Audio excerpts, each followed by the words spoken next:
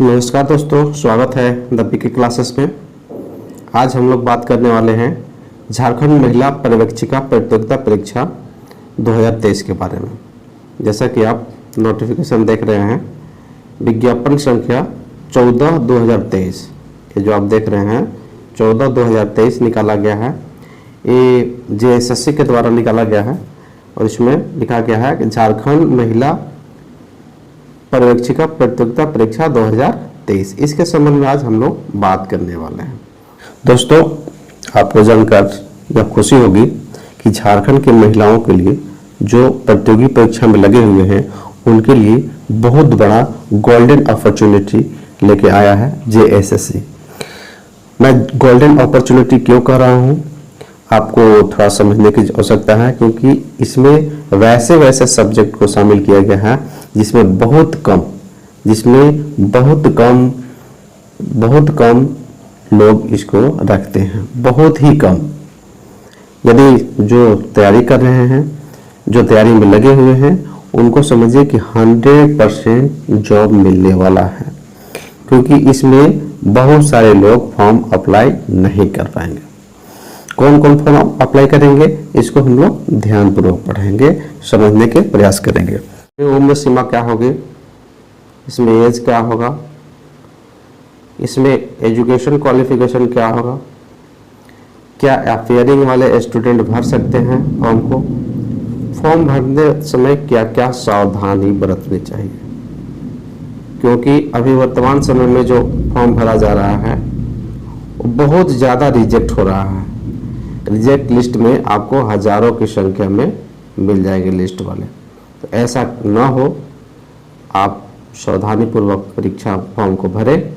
इसके लिए आपको ध्यान से वीडियो में जो इंस्ट्रक्शन बताया गया है, कंप्लीट आप वीडियो को देखने का प्रयास कीजिएगा।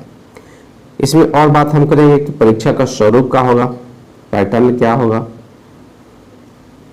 परीक्षा का पैटर्न क्या होगा, परीक्षा में कौन कौन से विषय आएंगे, कौन कौन से विषय को हम पढ़ें जिससे सफलता को प्राप्त कर सके, परीक्षा की हम तैयारी कैसे करें,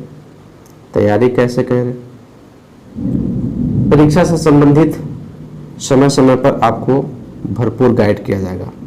समय समय पर मैं आपको YouTube के माध्यम से गाइड करते रहूँगा। इसलिए आपको करना क्या है, आपको चैनल को सब्सक्राइब कर देना है और अपने दोस्तों के पास भी शेयर कर देना है, ताकि उनको भी ये जानकारी मिलती रहे। इसके संबंध में विशेष जानकारी चाहिए आपको, किसी भी प्रकार की यदि वीडियो में हम नहीं बता पाए और आपको कोई जानकारी चाहिए तो आप हमारे मोबाइल नंबर पर भी संपर्क कर सकते हैं, लेकिन आप सुबह 10 बजे के बाद और 3 बजे के पहले कीजिएगा। मेरा मोबाइल नंबर रहेगा 9693543417। इस पर आप कॉल कर सकते हैं, व्हाट्सएप कर सकते हैं। चलिए वीडियो को बिना स्किप किए हुए आप देखने का प्रयास कीजिएगा और एक एक पॉइंट को मैं बताने का प्रयास करता हूं, आप ध्यानपूर्वक समझेंगे। विज्ञप्ति संख्या 14/23/2023 विज्ञप्ति संख्या है। ये किस नाम से जाना जाएगा, तो झारखंड महिला पर्यवेक्षिका प्रतियोगिता परीक्षा 2023 के नाम से जाना जाएगा। इसमें देखिए फर्स्ट पॉइंट में क्या कहा गया है कि कार्मिक प्रशासनिक सुधार तथा राजभाषा विभाग झारखंड सरकार के पत्र संख्या 2160 दिनांक 13/4/2023 द्वारा महिला बाल विकास एवं सामाजिक सुरक्षा विभाग रांची के अंतर्गत महिला पर्यवेक्षिका के पद की संसूचित रिक्तियों के विरुद्ध नियुक्ति के लिए भारत के नागरिकों से विविध पत्र में झारखंड महिला पर्यवेक्षिका प्रतियोगिता परीक्षा 2023 के लिए ऑनलाइन आवेदन आमंत्रित किए जाते हैं। यानी आपको ये ऑनलाइन आवेदन भरना है। उम्मीदवार विवरणिका की विभिन्न कंडिकाओं में विविध शैक्षणिक योग्यता तथा निर्धारित आयु सीमा के अंतर्गत आवेदन दे सकते हैं। ऑनलाइन आवेदन आयोग की वेबसाइट www.jssc.nic पर लॉगिन कर समर्पित किए जा सकते हैं। यानी आप जो फॉर्म भरिएगा वो www.jssc.nic.in पर आप फॉर्म भर सकते हैं। चलिए अब बात करते हैं कि परीक्षा शुल्क क्या होगा। इसमें परीक्षा शुल्क क्या होगा, तो नॉर्मल के लिए, जनरल के लिए आपको परीक्षा शुल्क 100 रुपया देना है। बाकी SC ST और जो दिव्यांग लोग हैं उनके लिए 50 रुपया रखा गया है।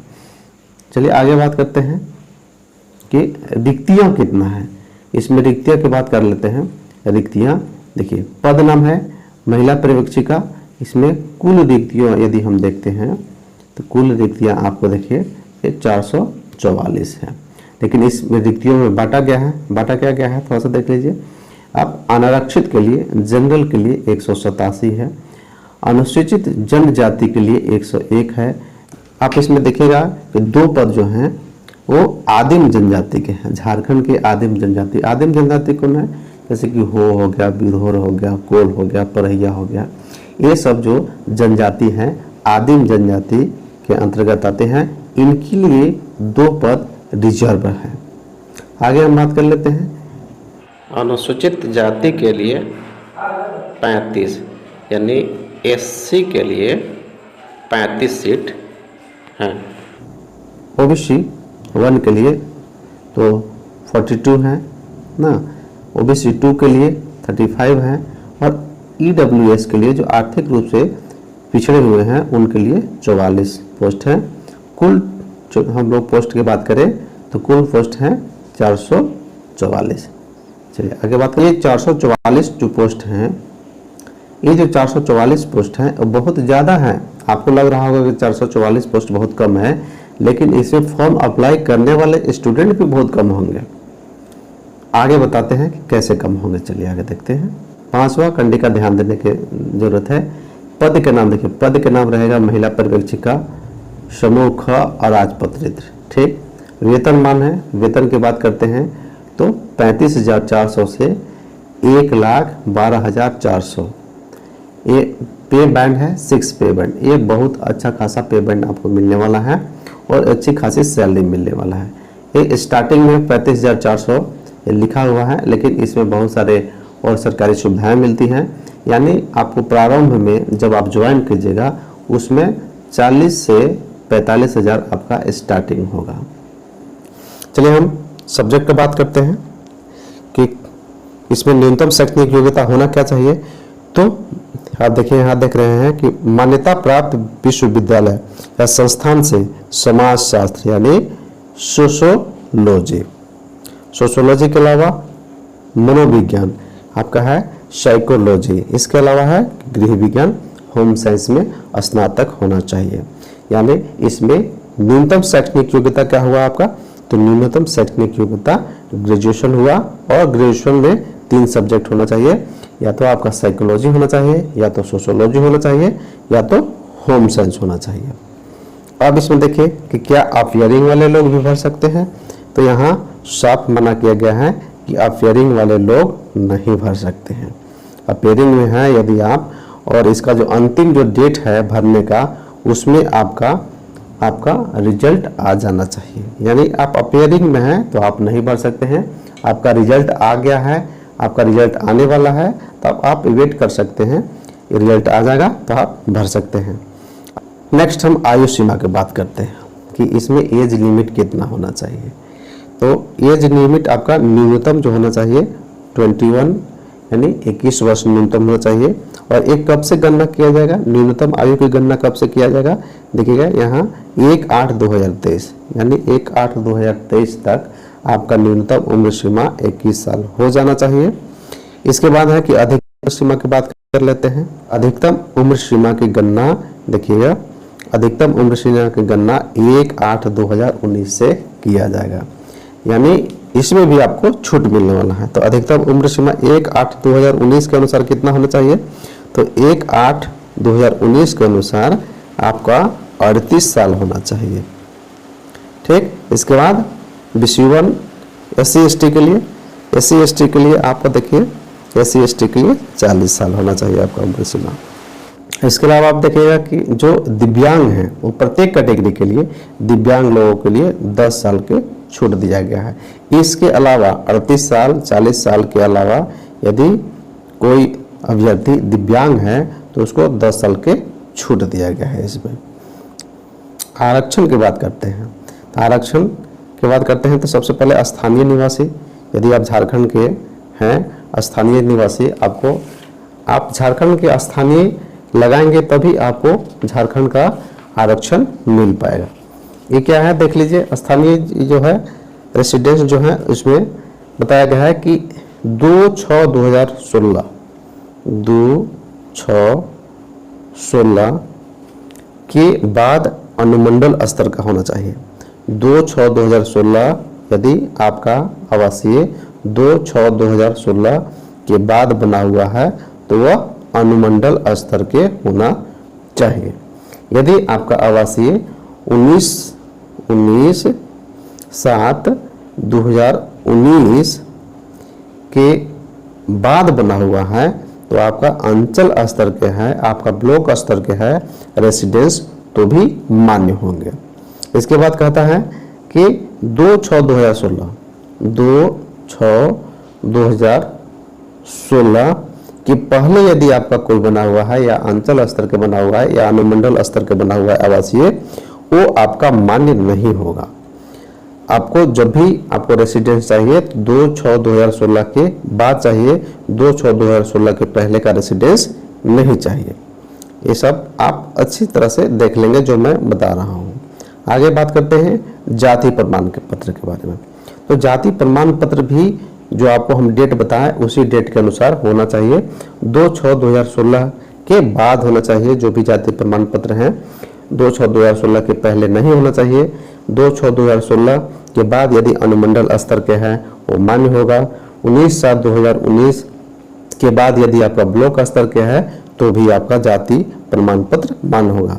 यदि आप BC1 BC2 SC ST के अंतर्गत आते हैं तो आपको जाति प्रमाण पत्र अवश्य लगाना होगा, तभी आपको आरक्षण मिल पाएंगे, नहीं तो आरक्षण आपको नहीं मिल पाएगा। ऑनलाइन आवेदन भरने के लिए महत्वपूर्ण दिशा निर्देश, इसको आप ध्यान से समझिए। आवेदन पत्र भरने के पूर्व अभ्यर्थी विज्ञापन एवं विवरणी को डाउनलोड कर ले तथा विवरणी की शर्तों के अनुसार आवेदन पत्र में सूचना अंकित करें।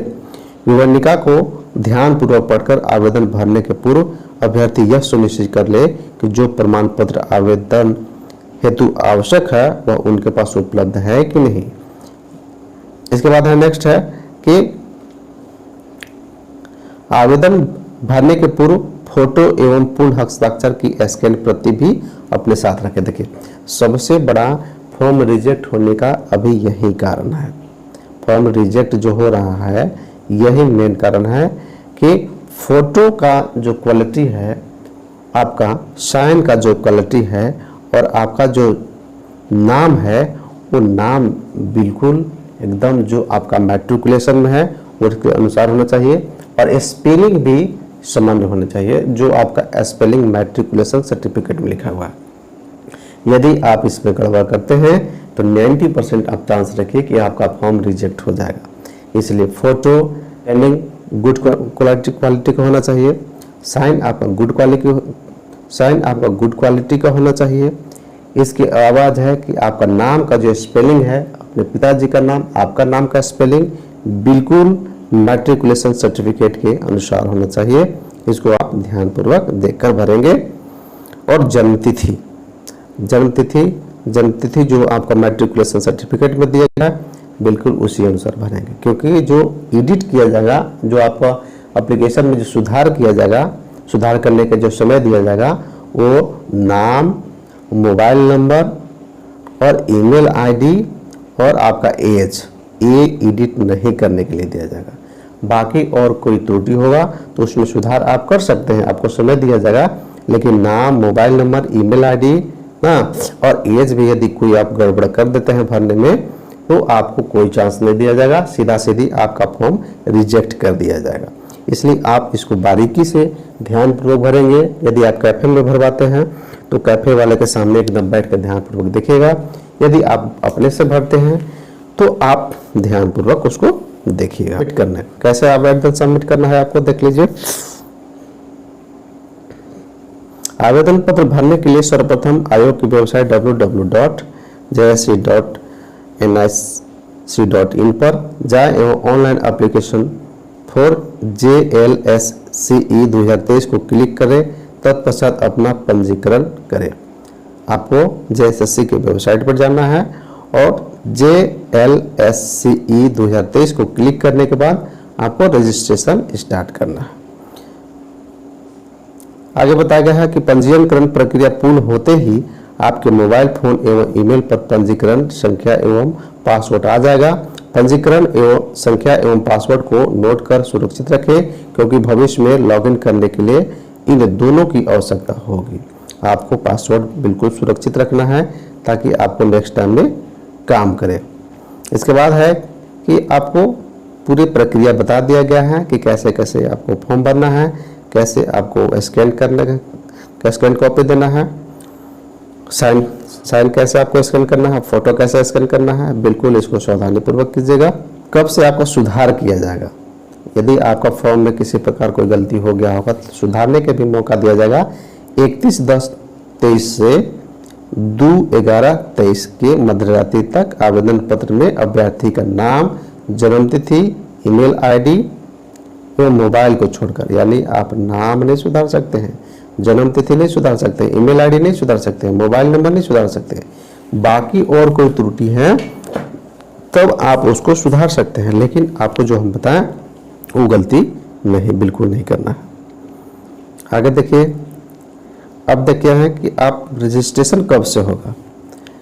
रजिस्ट्रेशन कब से होगा तो रजिस्ट्रेशन करने तथा सूचना दर्ज करने हेतु दिनांक 26/9/2023 से, यानी आपका जो ऑनलाइन रजिस्ट्रेशन है 26/9/2023 से 25/10/2023 की मध्यरात्रि तक आप फॉर्म को फिलअप कर सकते हैं। परीक्षा शुल्क भुगतान के लिए दिनांक 27/10/2023 की मध्यरात्रि तक आपको समय दिया जाएगा। फोटो एवं हस्ताक्षर अपलोड करने के आवेदन का प्रिंटआउट लेने के लिए दिनांक 29/10/2023 की मध्यरात्रि तक आपको फोटो और आवेदन पत्र की कॉपी 29/10/2023 तक डाउनलोड कर सकते हैं, अपलोड कर सकते हैं। इसके बाद अभ्यर्थी को टाइम दिया जाएगा 31 से लेकर 2 तारीख तक वो सुधार करने के, यदि किसी प्रकार कोई त्रुटि हो गया है तो आप सुधार कर लीजिएगा। परीक्षा शुल्क के बारे में बताया गया है कि परीक्षा शुल्क आपको कैसे जमा करना है, आपको ऑनलाइन ही जमा करना है। इसके बाद परीक्षा का स्वरूप बताया गया है। परीक्षा का स्वरूप जो आपका होगा CBT यानी कंप्यूटर बेस्ड टेस्ट आपका लिया जाएगा। कंप्यूटर बेस्ड टेस्ट लिया जाएगा और इसमें नॉर्मलाइजेशन भी किया जा सकता है, यानी बहुत सारे विद्यार्थी रहें, बहुत सारे कैंडिडेट रहें तो इसमें शिफ्ट वाइज एग्जाम होगा और उस एग्जाम के अनुसार, उसी नॉर्मलाइजेशन के अनुसार मेरिट बनाया जाएगा, मेधा सूची बनाया जाएगा। आगे देखते हैं परीक्षा का स्वरूप में, परीक्षा का स्वरूप एवं पाठ्यक्रम। तो ये परीक्षा जो लेने वाला है एक चरण में लेने वाला है, यानी एक बार आप परीक्षा दीजिए और CDPO बन जाइए, सुपरवाइजर बन जाइए और अच्छा सैलरी आप उठाते रहिए और राज्य के सेवा करते रहिए। देखिए इसमें बताया गया है कि परीक्षा में सभी प्रश्न वस्तुनिष्ठ एवं बहुविकल्पी उत्तर युक्त होंगे।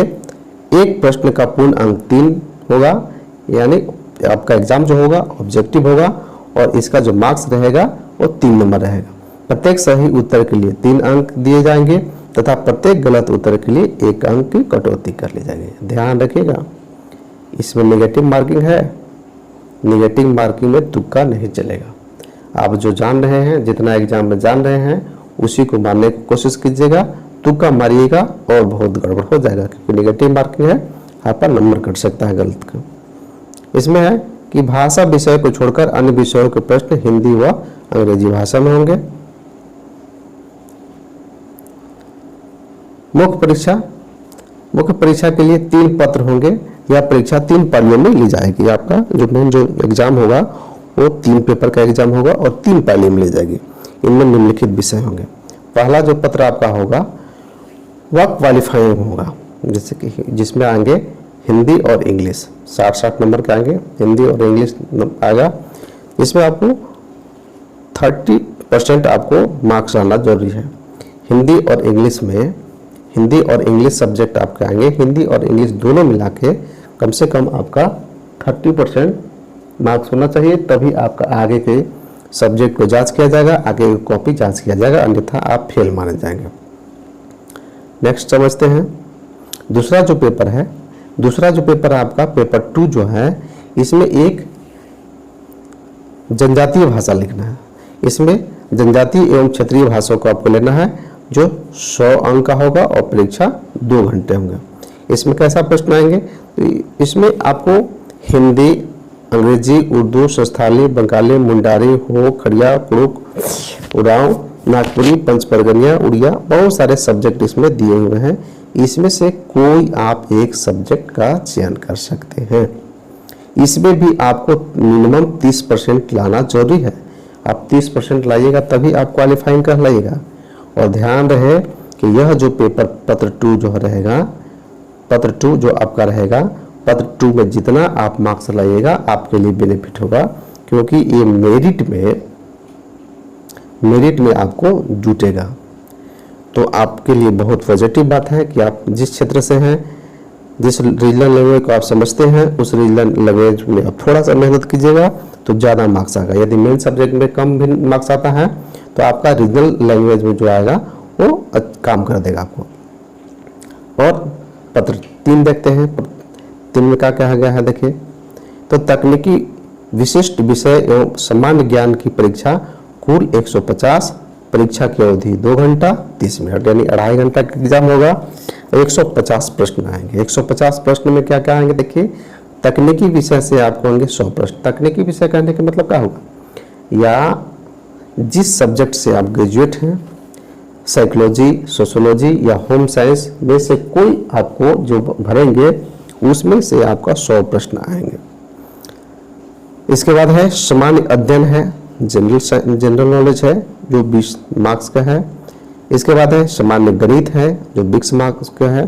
यदि आप देखिए सामान्य अध्ययन का तो कोई लिमिटेशन है नहीं, लेकिन मैथ का तो है, सामान्य जो गणित है उसका तो है। यदि आप थोड़ा सा मेहनत कर लीजिएगा तो 20 में 20 मार्क्स आ सकते हैं। सामान्य विज्ञान है, जनरल साइंस है, इस जो 10 नंबर का है, इसमें भी आपको न्यूनतम 30% लाना अनिवार्य है। न्यूनतम 30% लाएंगे तभी आप क्वालिफाई कर लाएंगे, अन्यथा आप क्वालिफाई नहीं कर लाएंगे। पेपर 2 प्लस पेपर 3 दोनों मिला के आपका मेरिट बनेगा। जितना अच्छा आप मार्क्स लाइएगा उसी तरह से आपका सिलेक्शन होगा। चलिए अब थोड़ा सा और हम देख लेते हैं एग्जाम के पैटर्न के। हिंदी भाषा में क्या पूछा जाएगा, अंग्रेजी भाषा में। हिंदी भाषा में आपको एक आंसरिंग पैसेज पूछे जाएंगे और ग्रामर पूछे जाएंगे। उसी तरह से इंग्लिश में भी है, इंग्लिश में आपको आंसरिंग पैसेज पूछे जाएंगे और ग्रामर पूछे जाएंगे। देखिए इसके बाद है कि आप जो रीजनल लैंग्वेज है, रीजनल लैंग्वेज को तो आप अच्छा से देखना होगा। इसके संबंध में जो सब्जेक्ट है, सब्जेक्ट और सिलेबस और बुक्स, इसके बुक कौन कौन सा रेफरेंस बुक होगा, हाँ, और इसके सिलेबस को कैसे हम फॉलो करें, कैसे कवर करें, एक आपको हम सेपरेट वीडियो बनाएंगे इसके संबंध में। आप उसको देख लीजिएगा, क्योंकि यह इस वीडियो में ज़्यादा लंबा हो जाएगा तो अच्छा नहीं होगा। देंगे आपको और पढ़ने का रणनीति भी बताएंगे कि आप किस तरह से कम समय में अच्छा मार्क्स आप ला सकते हैं। आप और देख लीजिए आपका जो सिलेबस जो दिया गया है, क्या क्या पढ़ना है, इसके संबंध में आपको है। झारखंड से संबंधित भी आपको प्रश्न पूछे जाएंगे, झारखंड नॉलेज से भी, झारखंड सामान्य ज्ञान से भी क्वेश्चन पूछे जाएंगे।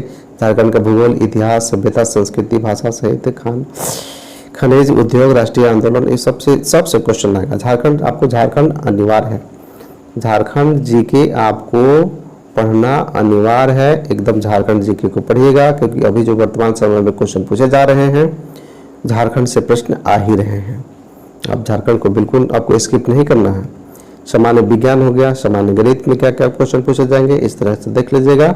इसके बाद आपका जो मेन सब्जेक्ट जो है, मेन सब्जेक्ट से भी आपका दे दिया गया है। देखिए साइकोलॉजी में क्या क्या पढ़ना है, इसके संबंध में हम अलग से आपको एक सेपरेट वीडियो बनाएंगे।